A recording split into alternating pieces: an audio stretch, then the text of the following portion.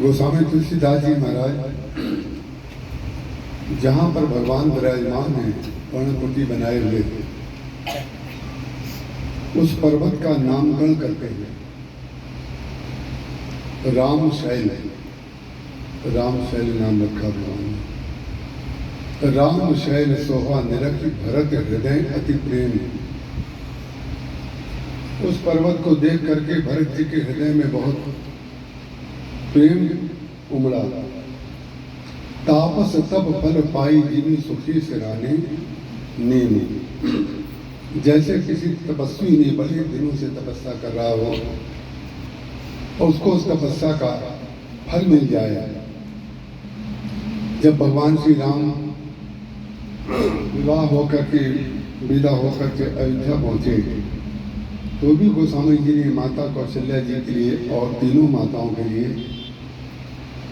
कैसे उनको सुख मिल रहा है उसकी बड़ी लंबी प्रक्रिया बताते हैं।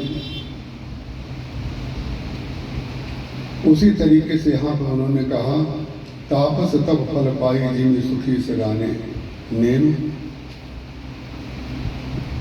जब उनको लगा कि भरत जी महाराज का प्रेम जो उमड़ रहा है, जब आपके जीवन में जो प्राप्तव्य होता है, जिसको आप प्राप्त करना चाहते हैं, वो आपके बहुत निकट जब आ जाता है तो आपकी व्याकुलता और बढ़ जाती है। जब तक वो दूर है तब तक आपका मस्तिष्क ये मान करके चलता है कि अभी बहुत समय लगेगा वहां पहुंचने में।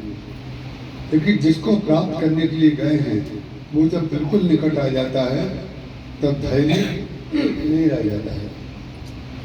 ज्ञान में धैर्य की प्रधानता है, प्रेम में अधीरता की प्रधानता है।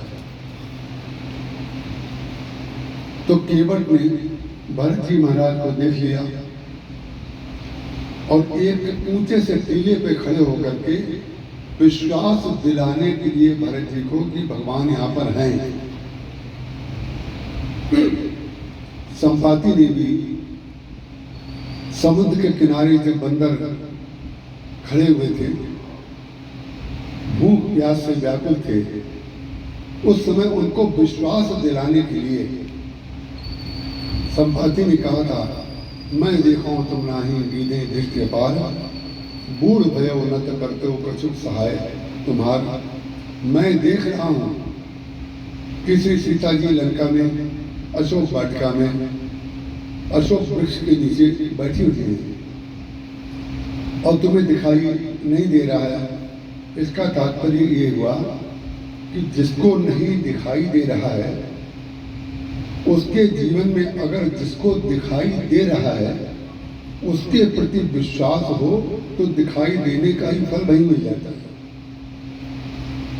मैं देखूं तुम नाही, वही वाली स्थिति यहाँ पर है। केवट ने देखा कि भरत जी बहुत व्याकुल हो रहे हैं, तब केवट ने तुरंत एक टीले पर खड़े होकर के भरत जी को इंगित किया। तब केवट ऊंचे चढ़ी धाई कहे वो भरत सन भुजा उठाई। वो देखो अनुमान प्रमाण से भी और लक्षण प्रमाण से भी हमारे यहाँ किसी बात को समझाने की विधा कही गई है। लक्षण प्रमाण कैसा? जैसे कोई देख रहा हो वृक्षों के बीच में द्वितीया का चंद्रमा उसको दिखाई ना दे रहा हो, तो द्वितीया का चंद्रमा दिखाने के लिए जिसको दिख रहा है वो लक्षण प्रमाण से उसको बताता है। कैसे? बोले जैसे हंसिया होता है ना, जैसे हंसिया होता है ना, वो देखो पेड़ के बीच में, तो हंसिया क्योंकि आपने देखा है कि अर्धचंद्राकार होता है, तो जहां आपने अर्धचंद्राकार रूप में चंद्रमा की कल्पना की तो तुरंत चंद्रमा दिखाई दे जाता है। तो भगवान को दिखाने के लिए केवट ने कहा नाथ देखिए बटप विशाला। सबसे पहले बट वृक्ष दिखाता है केवट। सबसे पहले बट वृक्ष क्यों दिखाता है? बट विश्वास अचल निज धर्मा तीर्थ राज समाज सुकर्मा। बट का जो वृक्ष है वे विश्वास का प्रतीक है। शंकर जी भी विश्वास के वृक्ष के नीचे बैठ करके पार्वती जी को कथा सुनाते हैं। काकभूषुंडी जी महाराज सुमेर पर्वत पर जो 4 पर्वत श्रेणियां हैं, उनमें से जहां पर बट वृक्ष लगा हुआ है, वहां पर बैठ करके वो कथा सुनाते हैं गरुड़ जी को। यहाँ पर भगवान जिस पंचवटी में बैठे हैं, वहां पर 4 वृक्ष हैं सुमेर पर्वत में, और यहाँ पर 5 वृक्ष हैं। तो वो जो दिखाता है, वो सबसे पहले नाथ देखी है बेटक विशाला, माने किसी की बात को सुनते समय सबसे पहले विश्वास की आवश्यकता है। बोले पहले भगवान भी अगर मिलेंगे, भगवान भी अभी अगर कभी देखेंगे, तो हमेशा विश्वास के पर्वत के नीचे दिखेंगे। विश्वास के पर्वत वृक्ष के नीचे जो देखेंगे, वो इसलिए कि विश्वास ही जब नहीं है तो कोई व्यक्ति कुछ भी कह रहा है, उससे हमारा क्या तात्पर्य है। केवल भरत जी को दिखाता है, नाथ देखी है बेटक विशाला, पाकर जम्बू रसाल तमाला, जिन तनु बरन मध्य बट सोहा, मंजु विशाल देखी मनमोहा। 5 वृक्षों के बीच में बट, पाकर और जम्बू और रसाल और तमाल 5 वृक्ष हैं। बीच में भगवान राम और श्री सीता जी उनके बामांग में बैठे हुए हैं। लक्ष्मण जी महाराज भगवान के ठीक सामने खड़े हुए हैं। ये दृश्य जब उसने दिखाया तो भरत जी महाराज के हृदय में जो भावना थी वो और ज्यादा उमड़ने लगी। अंत में जाकर के वहां से वो चलना प्रारंभ करते हैं और भगवान से जब मिलने के लिए वो जाते हैं। कल के पाठ में आपने सुना कि लक्ष्मण जी महाराज ने कितने कठोर शब्दों में भरत जी की आलोचना की थी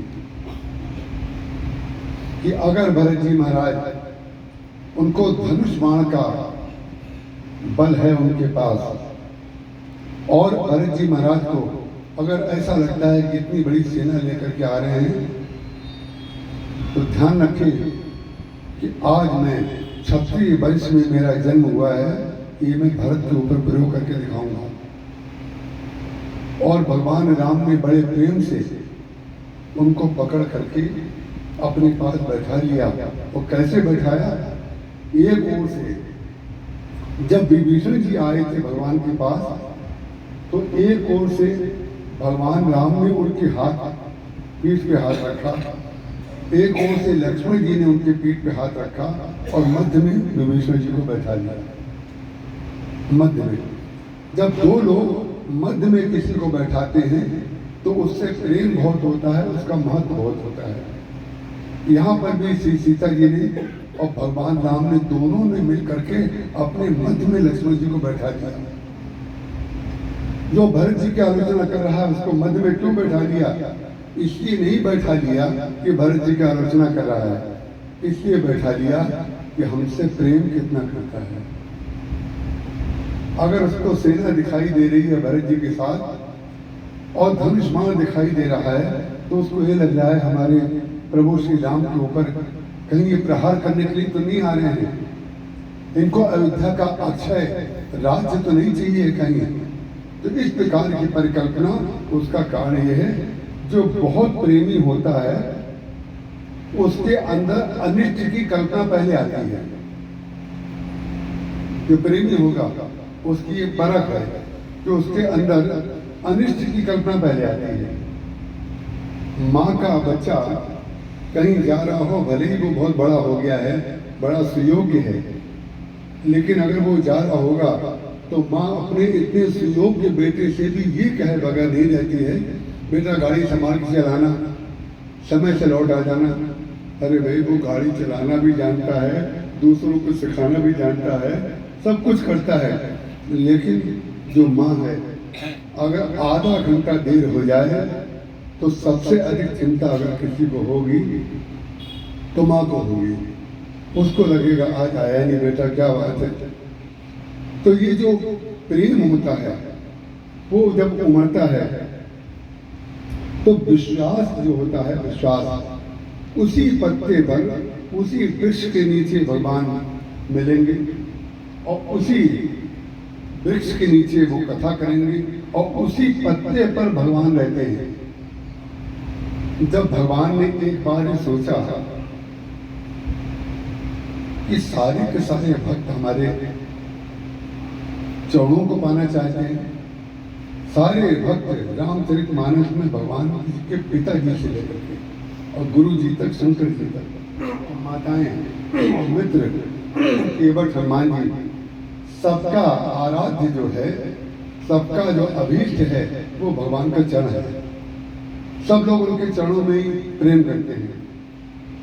एक बार भगवान को लगा कि पता नहीं क्या बात है, हमारे चरणों के प्रति इनकी इतनी प्रीति क्यों है।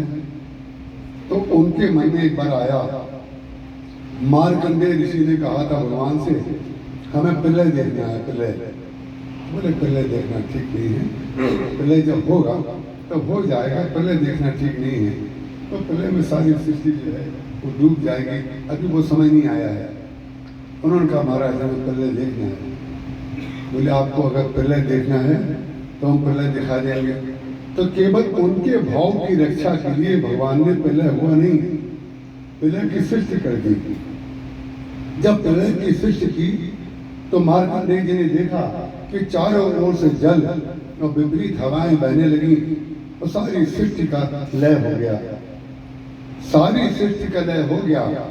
लेकिन बट वृक्ष जो था, एक अक्षय बट, जो अभी प्रयागराज में अक्षय बट वहाँ है, वहाँ लोग दर्शन भी करने, अब तो दूर से ही दर्शन होते हैं, अंदर ही नहीं जाने देते किले में। तो वो अक्षय बट जो था वो बढ़ने लगा।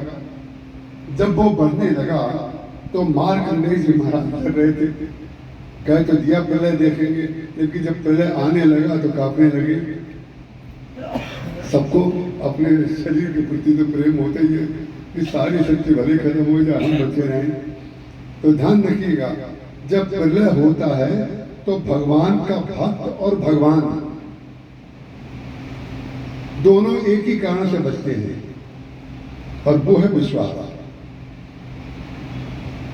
तो क्या लिखा हुआ है, बोले भगवान छोटे से बाल मुकुंद बन गए और बाल मुकुंद बन करके जो अक्षय वट था उसके एक पत्ते के ऊपर लेट गए।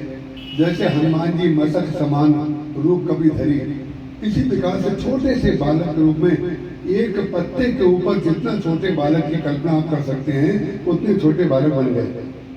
और क्या करने लगे, बोले करार अविंदेन पदार अविंदम, अपने कर कमल के अंगूठे को अपने पैर, करार विंदेन पदार विंदम, अपने कर कमल से चरण कमल को पकड़ करके और उस अंगूठे को चूसने लगे।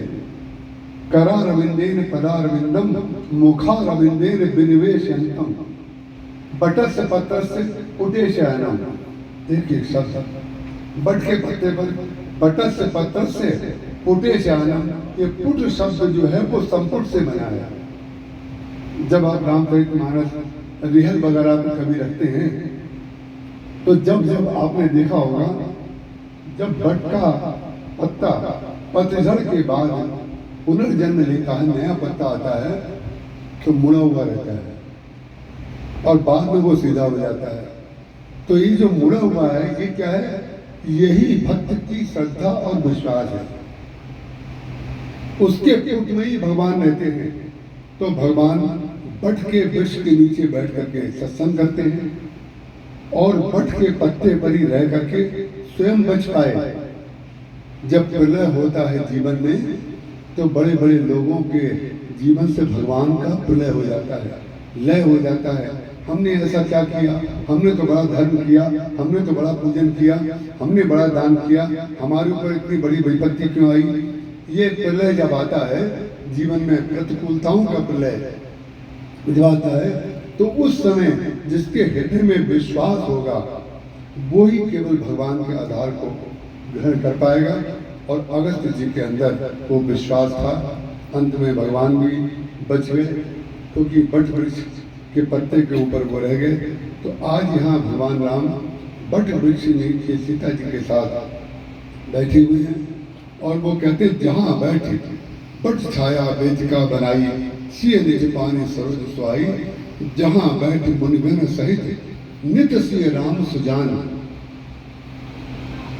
सुजान अच्छा आपने लगाया, जो पीछे नहीं छोड़ रहा है, ये लगता है रामायण के अंत तक चलेगा। नित्य सिय राम सुजान। सुजानता क्या है? वो जब बैठो खाली समय में तो सत्संग करो, ये सुजानता है। और व्यर्थ की बातें करना ये अजानता है। व्यर्थ की बातें करके भी समय निकाला जा सकता है, सत्संग के द्वारा भी। और सत्संग जब होगा तो दूसरे से सुन के होगा। जहां बैठे मुनिगण सहित नित्य श्री राम सुजान, सुने कथा, करे कथा नहीं लिखा हुआ है, सुने कथा इतिहास सब आगम निगम पुराण। तो ये जो भगवान ने जहां जहां भगवान गए सब जगह उन्होंने सत्संग किया। जब तक अयोध्या में थे तो भी सत्संग बालक रूप में करते थे, वशिष्ठ जी कथाएं सुनाते थे। राम राज्य बनने के बाद भी कथाएं होती रही। सत्संग जीवन में चलता रहेगा तो गाल के ऊपर ट्यूबलाइट दिखाई पड़ेगी। आज हमने तिवारी जी से कहा और राजे भैया से कहा कि हमारी इच्छा, कई बार मैं कह भी चुका हूँ जय भैया से, अरे भाई कभी कभी खाली समय में और कहीं कहीं जाते हैं, ऋषिकेश आ जाया करिए। तो उन्होंने मन में आ सकता है ऐसा क्यों कह रहे हैं? मैं इसलिए कह रहा हूँ, मैंने तिवारी जी से कहा कि जिस दिन पाठ शुरू हुआ था उस दिन जय भैया के गाल को कुछ दिखाई नहीं दे रहा था, लेकिन जब तक अयोध्या कांड आया तब से कौन से बाट की रोशनी जल रही है वो गाल पे दिखाई दे रही है। यह है सत्संग का फल महाराज। और कोई अजमा के देख लीजिए। और विचित्र बात है, भगवान ने लीला भी ऐसी की है, जहाँ उनकी कुर्सी बड़ी वहाँ ऊपर लाइट है। तो भगवान ही जब आपको प्रकाशित कर रहे हैं तो आप नहीं प्रकाशित होंगे। तो आइए हम लोग अयोध्या कांड बहुत मांग